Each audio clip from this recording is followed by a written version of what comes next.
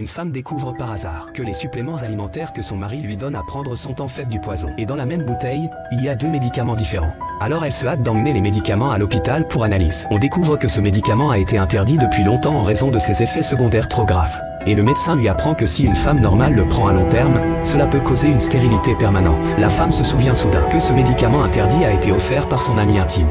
Elle ne peut comprendre en aucune manière pourquoi son ami voulait la nuire. Elle avait l'intention de trouver son ami pour demander des explications. Mais à peine arrivée à la porte, elle reçoit un colis de son mari. En l'ouvrant, elle découvre qu'il s'agit d'une assurance vie colossale achetée par son mari. La femme sent un frisson descendre le dos, car son mari lui avait dit qu'ils allaient passer les week-ends en vacances sur une île.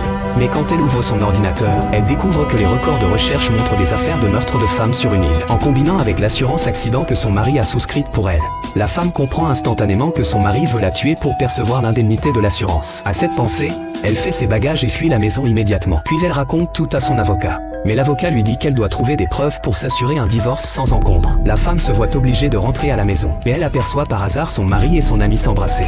Alors elle comprend enfin que son mari l'avait déjà trahi. Elle entend aussi que son mari et son ami s'enfuiront ensemble après avoir perçu l'indemnité. Or, les bruits qu'elle fait permettent rapidement à son mari de découvrir sa présence. Alors qu'ils viennent vérifier, la femme est obligée de se cacher sous un chariot de ménage. En voyant que c'est seulement une nettoyeuse, le mari baisse enfin la garde.